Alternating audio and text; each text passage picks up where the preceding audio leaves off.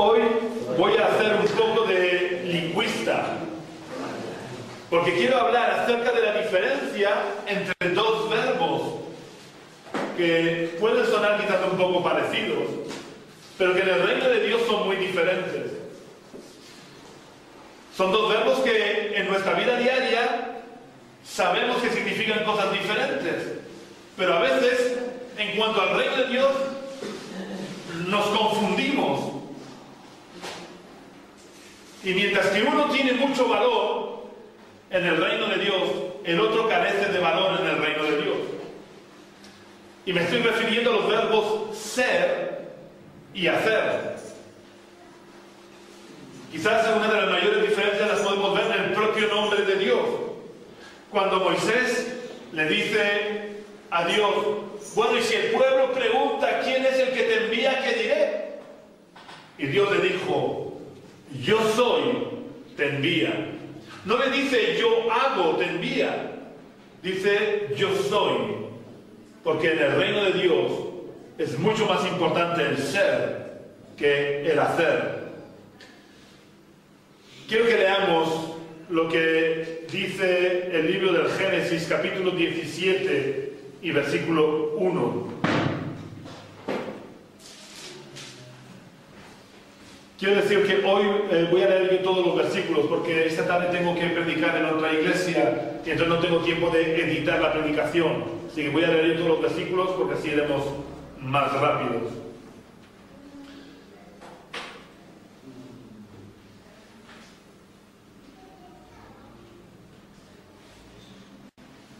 Génesis capítulo 17 y versículo 1 dice: Abraham tenía 99 años de edad cuando se le apareció Jehová y le dijo: yo soy el Dios Todopoderoso, anda delante de mí y sé perfecto. Yo haré un pacto contigo y te multiplicaré en gran manera. Vamos a orar al Señor. Oh Dios, queremos darte las gracias por tu palabra. Gracias, Señor, porque tú estás con nosotros todos los días de nuestra vida. El gran yo soy es nuestro Dios. El Todopoderoso es nuestro Dios. Gracias, Señor, porque no siendo nada te has fijado en nosotros y nos has salvado, Señor. Cuando estábamos perdidos en nuestros delitos y pecados, cuando vivíamos de espaldas a tu voluntad, viniste a nosotros y nos llamaste y nos salvaste, Señor, perdonando todos nuestros pecados.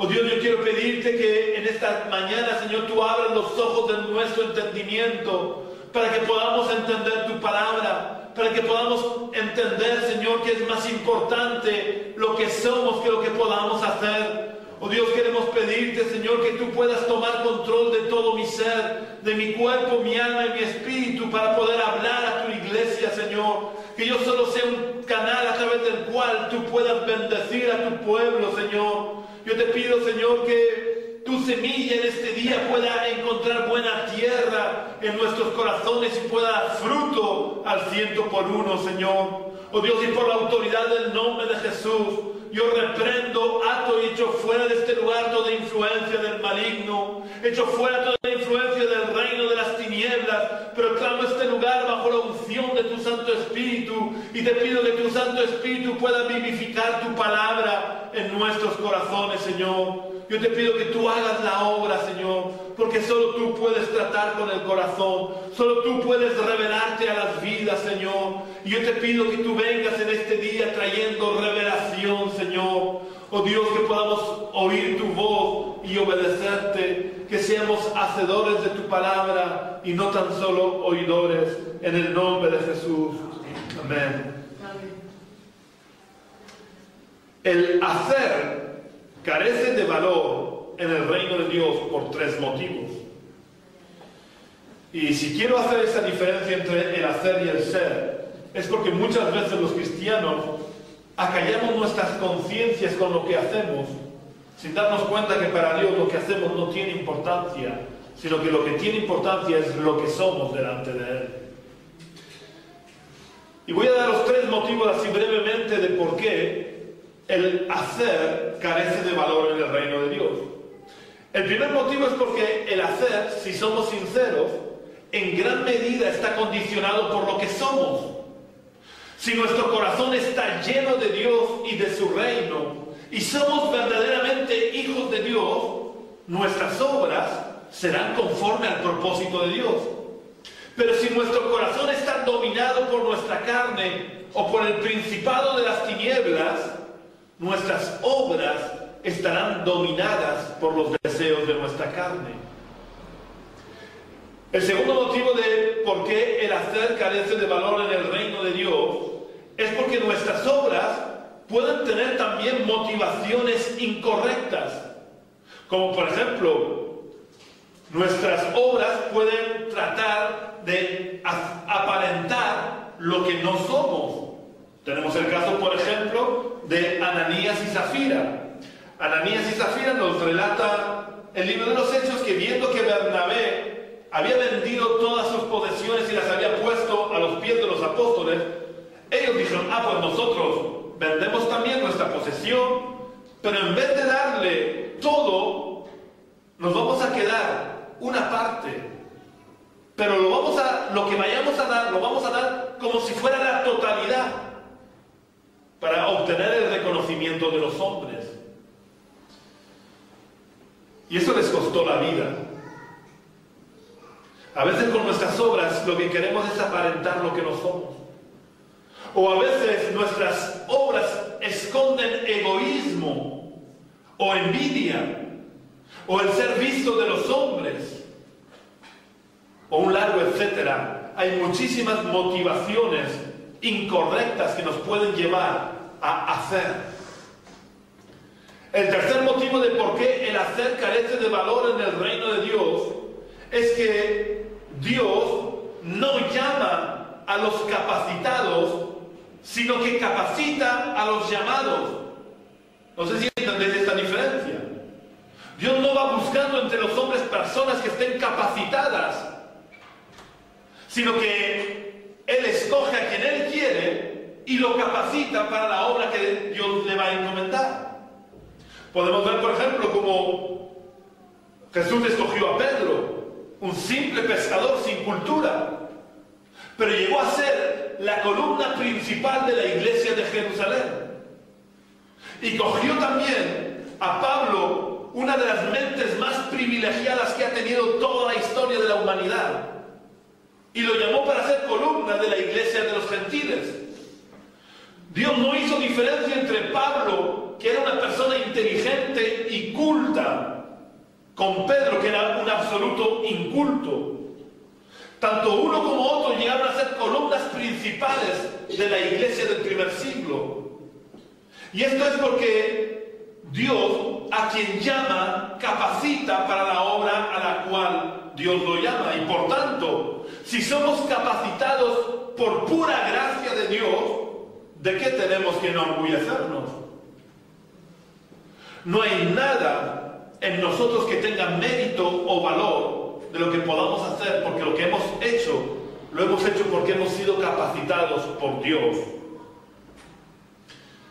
Más adelante leeremos unas palabras de Jesús que muestran claramente que el hacer no tiene ningún valor.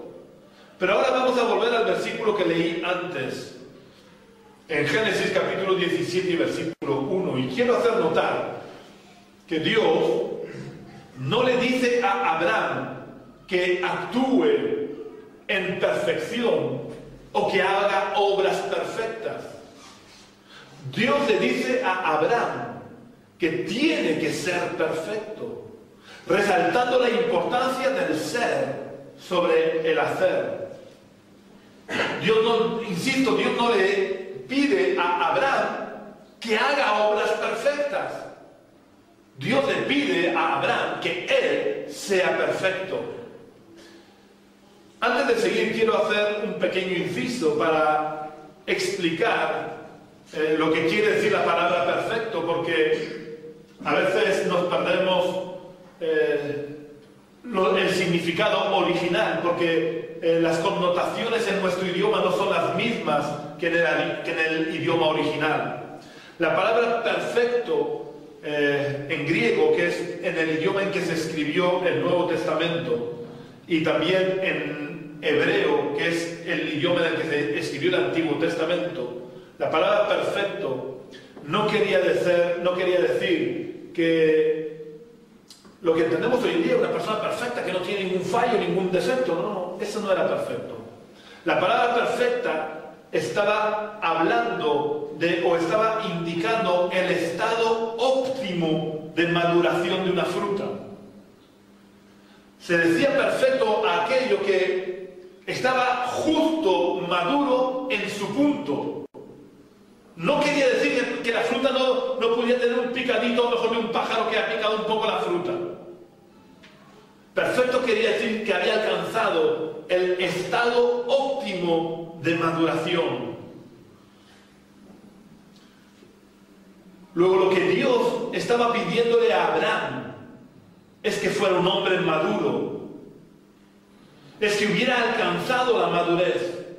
Porque si hemos alcanzado la madurez y somos maduros, nuestras obras, nuestras actitudes, nuestro comportamiento, todo, absolutamente todo, responderá a la madurez que hemos alcanzado. Con mucha frecuencia rodeamos nuestra vida de fuegos artificiales que hacen mucho ruido y durante pequeños periodos de tiempo emiten mucha luz para ocultar nuestra falta de madurez.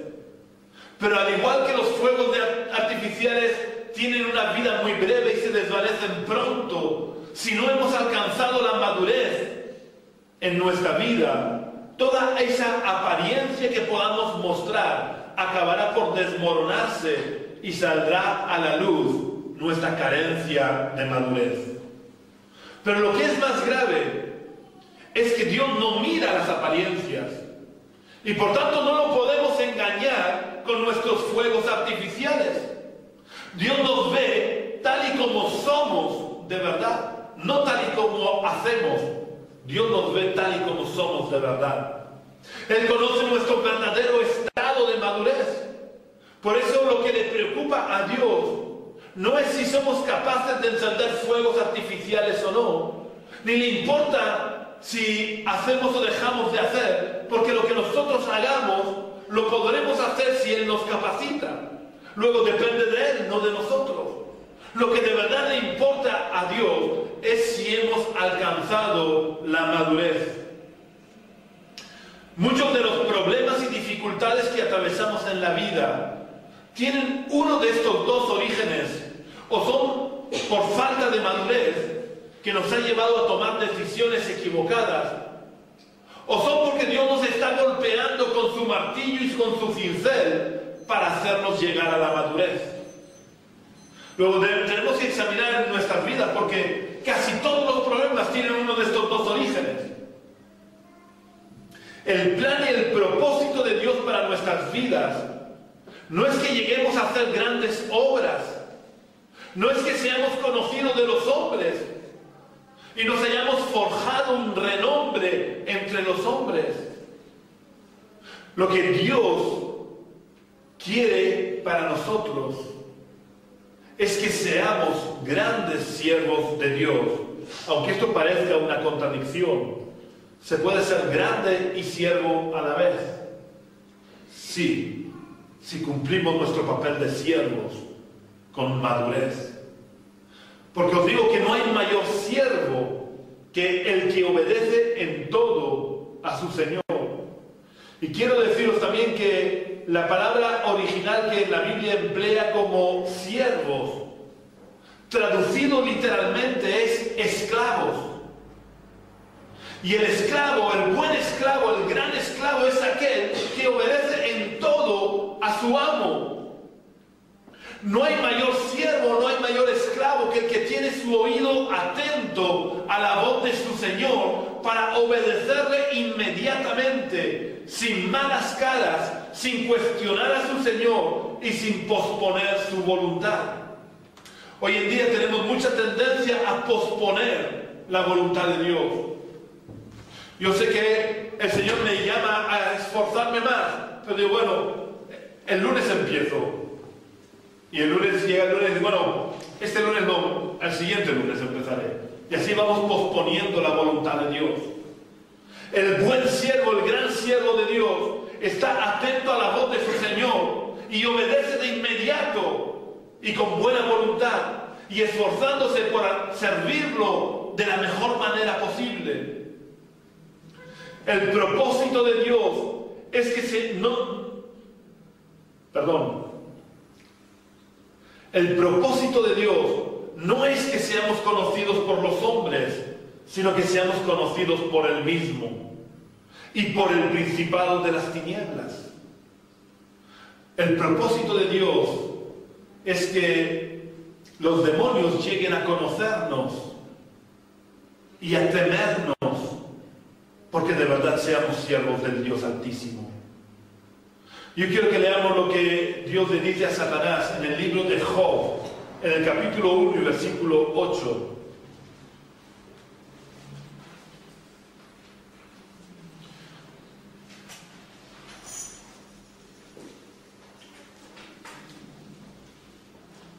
Job capítulo 1 y versículo 8 dice: Jehová dijo a Satanás: ¿no te has fijado en mi siervo Job, que no hay otro como él en la tierra, varón perfecto y recto, temeroso de Dios y apartado del mal?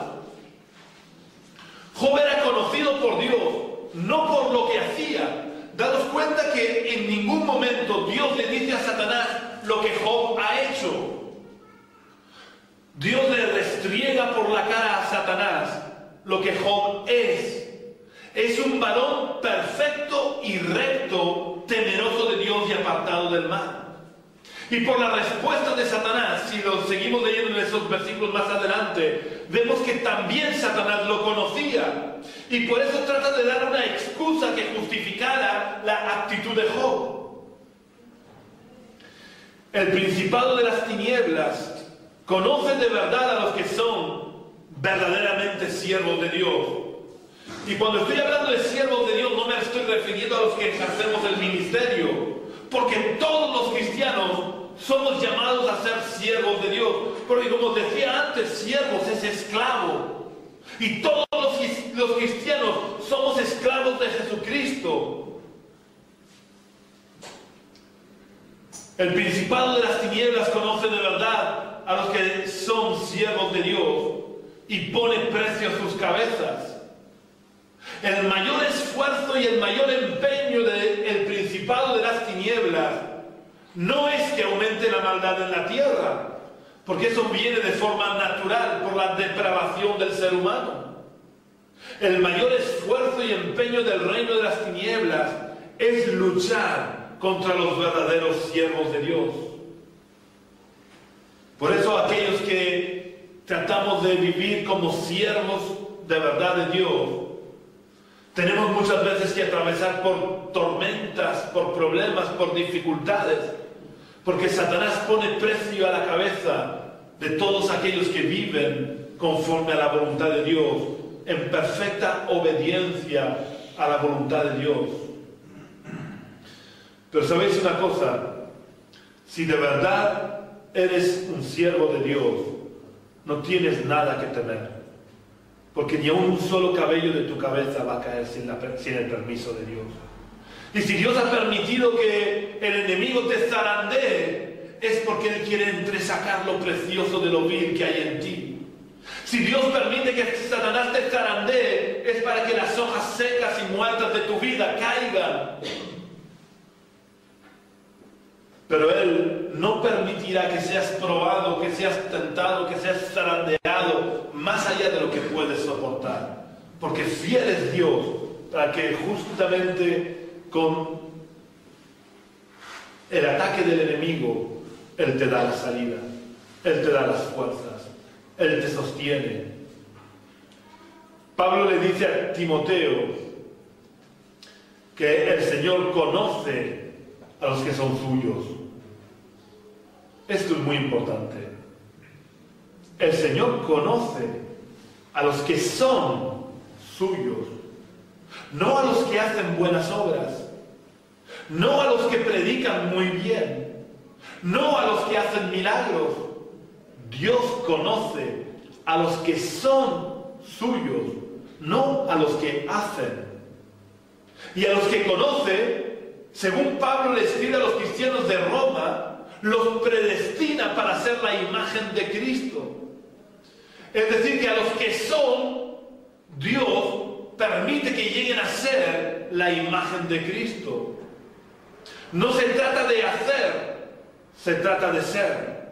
Y cuando uno es cristiano, es hijo de Dios, en todo lugar, en todo momento, en toda circunstancia, no podemos dejar de comportarnos como hijos de Dios en ningún sitio, ni en ningún momento, porque es triste ver personas que se llaman cristianos y que asisten a los cultos y reuniones, pero luego en sus casas son verdaderos demonios.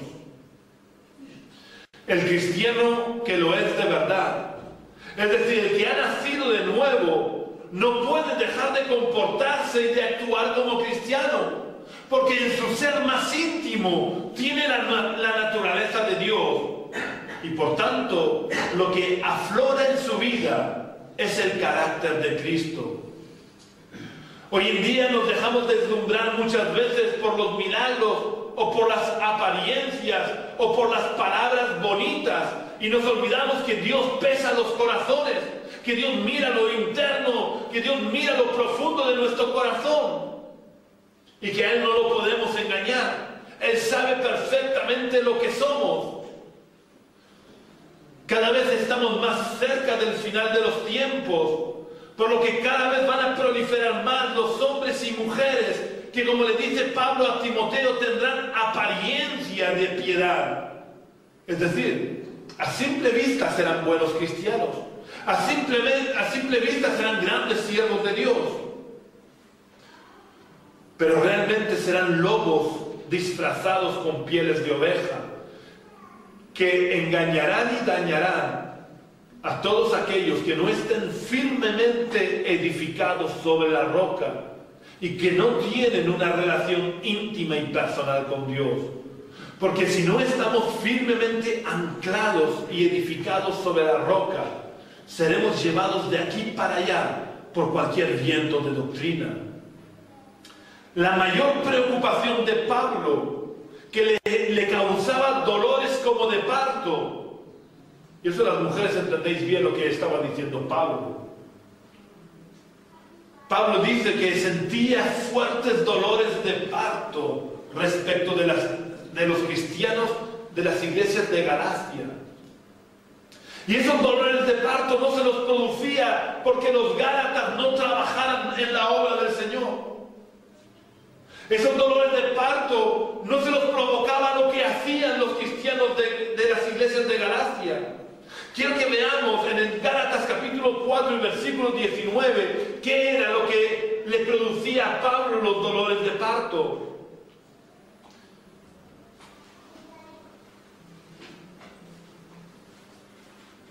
Vamos a leer en Gálatas capítulo 4 y versículo 19. Hijitos míos, por quienes vuelvo a sufrir dolores de parto hasta que Cristo sea formado en vosotros. Lo verdaderamente importante no es que lleguemos a ser grandes evangelistas, ni que seamos buenos pastores o maestros. Tampoco es importante que lleguemos a ser profetas o apóstoles.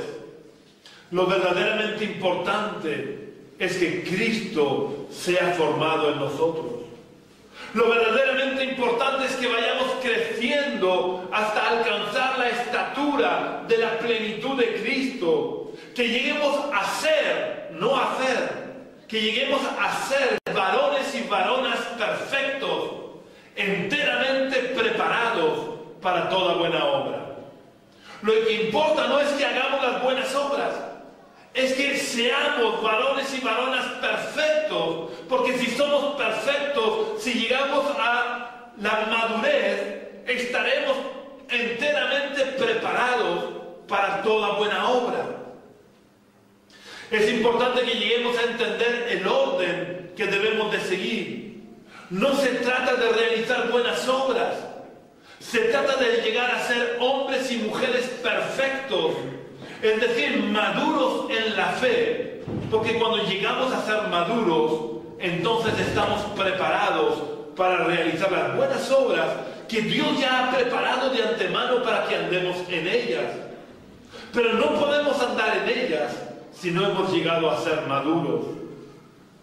Todo árbol que quiere crecer hacia arriba y tener muchas ramas y llevar mucho fruto, antes ha tenido que pasar mucho tiempo haciendo crecer sus raíces hacia el interior de la tierra, donde nadie puede verlas, y fortaleciéndolas para que cuando el viento golpee su copa, el árbol no caiga. La parte más grande y más importante de un iceberg es la que está sumergida debajo del agua y que no es visible a los ojos de los navegantes. Lo que se ve de nosotros o de nuestro ministerio debe de estar respaldado por una vida interior llena del carácter de Cristo. ¿Quieres que Dios te pueda usar en un ministerio público? No tengas prisa. Haz como María y no como Marta. Recuéstate a los pies del Maestro y aprende en silencio. Come y bebe de las palabras que salen de la boca del Maestro, porque sus palabras son verdadero alimento que hacen crecer el carácter de Cristo en nosotros. Insisto, no tengas prisa por levantarte de sus pies y comenzar a servir como Marta, porque si estás el tiempo suficiente aprendiendo a los pies del Maestro, todo lo demás llegará a su tiempo, cuando Dios quiera enviarte, porque es preferible que Dios te envíe y no que por adelantarte tropieces y caigas, porque solo Dios sabe cuando hemos alcanzado el grado de madurez que necesitamos para poder realizar la obra para la cual Él nos ha llamado y nos ha capacitado. Siempre os pongo el ejemplo del apóstol Pablo. Pablo, recién convertido, recibe el anuncio hecho por Ananías de que Dios lo iba a usar para ser testigo delante de reyes, delante de los gentiles y de los reyes. Y él no se preparó, él no se preocupó de que sus raíces profundizaran en tierra y comenzó a predicar. ¿Y sabéis cuánta gente se convirtió durante esos primeros años de la conversión de Pablo? Y predicó en Damasco y luego fue a Jerusalén huyendo. ¿Sabéis cuántas personas se convirtieron? Ni una sola persona, porque no tenía raíces, acababa de convertirse. Es verdad que Dios lo llamaba a ser testigo suyo entre los gentiles y delante de los reyes, pero no era el tiempo. Sus raíces no habían profundizado suficiente, sus raíces no habían crecido, no se habían fortalecido. Y por tanto tuvo que huir y esconderse en su ciudad natal, en Tarso. Y Dios fue preparándolo en ese retiro y lo llevó al desierto de Arabia y tuvo una relación personal real con el apóstol Pablo. Y Pablo fue creciendo en madurez, fue creciendo en conocimiento, fue creciendo en fe, fue creciendo en el conocimiento que tenía de Dios y de Cristo, porque tuvo una relación real, personal e íntima con el Cristo resucitado en el desierto de Arabia. Y después de 14 años, entonces el Espíritu Santo fue el que dijo: ahora ha llegado el tiempo. Y a partir de ese momento en el que el Espíritu Santo lo envía, ¿sabéis cuántas almas se convirtieron? No os los puedo decir porque en la Biblia no nos lo relata, pero cada vez que Pablo abría la boca, se convertían por cientos y por miles. Esa es la diferencia. No hay que tener prisa por levantarnos de los pies del Maestro, porque el Maestro sabe cuando Él ya ha terminado de capacitarnos.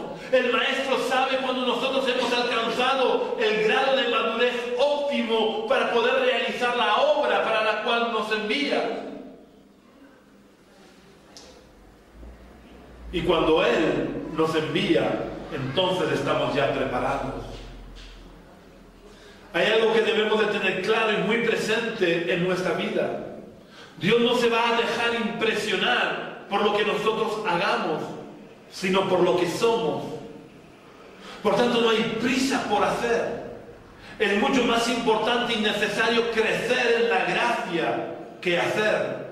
Porque si crecemos en la gracia nos capacitará para la obra que Dios quiere que realicemos. Pero si no crecemos suficientemente en la gracia, la obra nos aplastará. Ahora yo quiero haceros una pregunta. ¿Qué es más importante? ¿Los dones del Espíritu Santo o el fruto del Espíritu? Sin lugar a dudas, el fruto del Espíritu. Porque los dones son regalos inmerecidos que Dios nos da para capacitarnos para realizar su obra y ser testigos eficaces y efectivos de su reino. Mientras que el fruto del Espíritu es la manifestación del carácter de Cristo en nosotros. Si el fruto del Espíritu está en nosotros, es porque hemos crecido espiritualmente y Cristo ha sido formado en nosotros. Porque nadie que no le haya permitido a Cristo tomar el control de su vida puede manifestar el carácter de Cristo.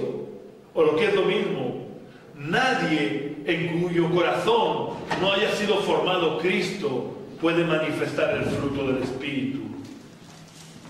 Ahora quiero haceros otra pregunta. ¿Os habéis parado a pensar por qué un manzano da manzanas? ¿Por qué un manzano da manzanas? Pues la respuesta es muy sencilla. Un manzano da manzanas porque es un manzano. No por nada especial.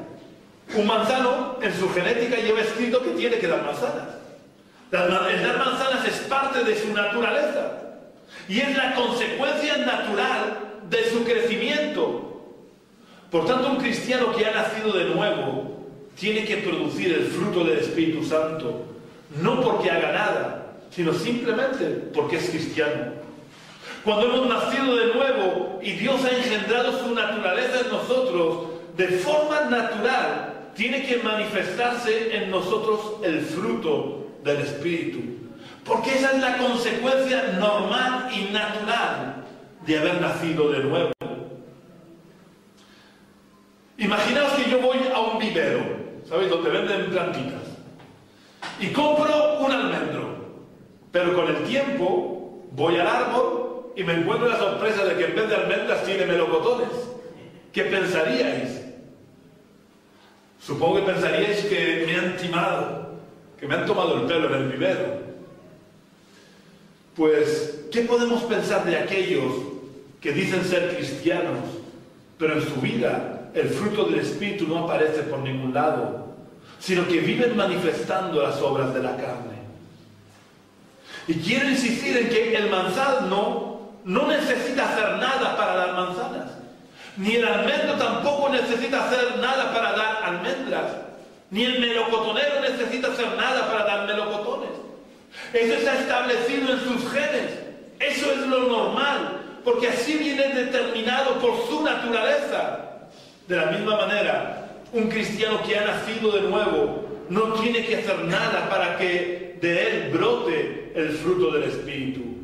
El fruto del Espíritu tiene que manifestarse en su vida de forma natural, en todo lugar, en todo tiempo, en toda circunstancia. Porque si somos de verdad cristianos, Dios ha engendrado su naturaleza en nuestros corazones. Y como consecuencia de nuestro crecimiento, tiene que brotar en nosotros el fruto del Espíritu.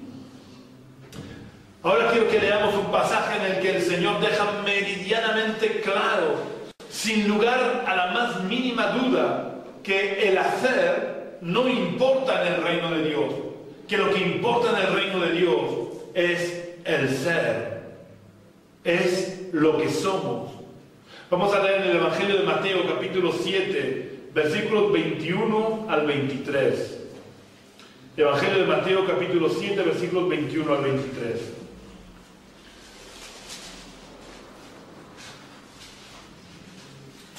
Dice, no todo el que me dice Señor, Señor entrará en el reino de los cielos, sino el que hace la voluntad de mi Padre que está en los cielos. Muchos me dirán en aquel día, Señor, Señor, ¿no profetizamos en tu nombre y en tu nombre echamos fuera demonios y en tu nombre hicimos muchos milagros? Entonces les declararé, nunca os conocí, apartaos de mí, hacedores de maldad. Jesús dice que en el día del juicio muchos le dirán que ellos hicieron muchas cosas en el nombre de Jesús, porque ellos profetizaron, que es hacer algo. Ellos echaron fuera demonios, que es hacer y no ser. Y que hicieron muchos milagros. Sin embargo, Jesús les dirá, nunca os conocí, apartaos de mí, hacedores de maldad. Quiero resaltar que Jesús, en su respuesta, no niega que hicieran todas estas cosas. No les dijo, sois unos mentirosos porque vosotros no habéis profetizado, o vosotros no habéis echado fuera demonios, o vosotros no habéis hecho milagros. Jesús no desmiente las palabras de estas personas. Es decir, esas personas de verdad profetizaron. Y quiero enfatizar, profetizaron, no adivinaron. Profetizar es hablar de parte de Dios. Estas personas echaron fuera demonios. Estas personas hicieron muchos milagros. Pero Jesús les dice, nunca os conocí. Apartaos de mí, hacedores de maldad.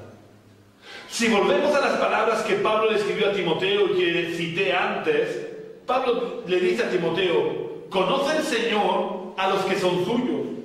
Si Jesús les está diciendo a estas personas, nunca os conocí, es porque no eran, y resalto, no eran suyos. Verbo ser. Por tanto, lo que hagamos no importa. Lo único que importa es que seamos suyos. Y para ser suyos, hemos tenido que nacer de nuevo. Y si hemos nacido de nuevo, el fruto del Espíritu de forma natural se tiene que manifestar en nuestra vida.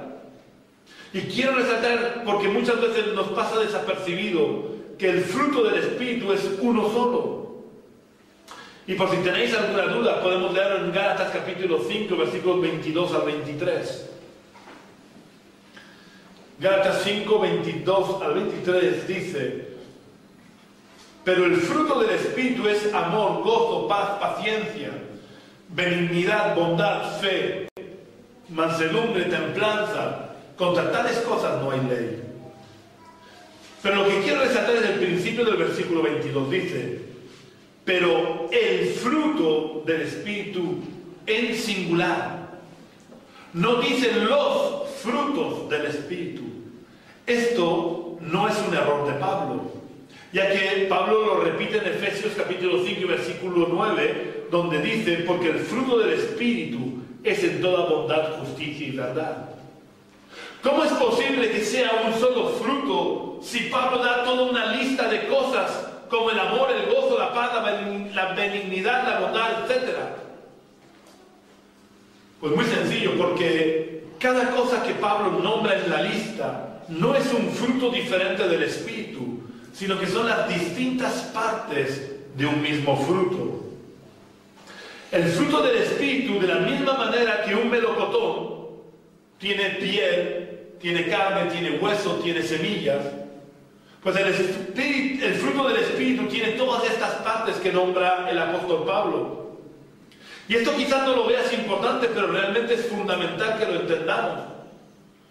Porque de la misma manera que si yo tengo un hueso de melocotón, no puedo decir que tengo un melocotón. O si tengo la piel del melocotón, no puedo decir que tengo un melocotón. De la misma manera, si por ejemplo yo tengo fe pero no tengo amor, no puedo decir que tengo el fruto del Espíritu. Aunque la fe sea parte del fruto del Espíritu. Y si yo tengo amor pero no tengo paciencia, no puedo decir que tengo un fruto del Espíritu. Tengo una parte del fruto del Espíritu. Pero si somos hijos de Dios, si somos de verdad hijos de Dios, de forma natural, el fruto del Espíritu tiene que manifestarse en nosotros. Y tener el fruto del Espíritu es tener todas las partes que forman parte del Espíritu, del fruto del Espíritu. Si estudiamos con detenimiento el fruto del Espíritu, nos daremos cuenta que el fruto del Espíritu no es otra cosa que tener el carácter de Cristo. Por tanto, si somos hijos de Dios, tenemos que tener el carácter de Cristo. Y Cristo tiene que verse en nuestra vida siempre, en todo lugar y en toda circunstancia. Que Dios nos bendiga y que nos ayude a ser y que no nos escondamos detrás del hacer. Vamos a orar al Señor. Señor Jesús, he dado tu palabra tal y como tú la has puesto en mi corazón. Yo te pido, Señor, ahora que tu Espíritu Santo pueda ministrarnos y pueda revelar, Señor, si de verdad somos tus hijos, Señor. Si de verdad andamos delante de ti siendo perfectos, Señor. Yo te pido, Espíritu Santo, que tú puedas traer convicción de pecado y arrepentimiento en nuestras vidas, para que podamos arrepentirnos de todo aquello que no viene de ti, de todo aquello que hemos dejado que el enemigo vaya poniendo en nuestras vidas. Yo te pido que nos ayudes a ser verdaderamente tus hijos, Señor. Que cuando tú nos mires puedas vernos, Señor, santos y perfectos, porque hayamos crecido en madurez. Yo te pido que nos ayudes a postrarnos delante de los pies tuyos, Señor, y aprender de ti. Danos oído atento a tu voz, Señor. Que no tengamos prisa por hacer, sino que tengamos, Señor, anhelo de ser tus hijos, de vivir a los pies tuyos, Señor, de comer de tus palabras, Señor. Yo te pido que nos ayudes a ser verdaderamente cristianos, Señor. Que el sonido que salga de nuestras vidas sea un sonido cierto, Señor, que hable de ti, Señor. Que cuando cualquier persona pueda vernos, pueda verte a ti a través de nosotros, Señor. Ayúdanos, Señor, a ser verdaderamente tus hijos, a que Cristo sea formado en nuestros corazones, Señor. Te pido, Espíritu Santo, que nos ministres, que tú nos muestres, Señor, aquellas ramas que deben de ser podadas en nuestras vidas. Yo te pido, Señor, que tú nos hables. Necesitamos oír tu voz, Señor. Obra tú, Padre. Y que cuando salgamos de este lugar y nos vayamos a nuestras casas, sigamos siendo tus hijos. Sigamos comportándonos como tus hijos. Sigamos siendo perfectos porque tú eres perfecto, Señor. En el nombre de Jesús te lo pedimos todo y te damos las gracias. Amén. Amén.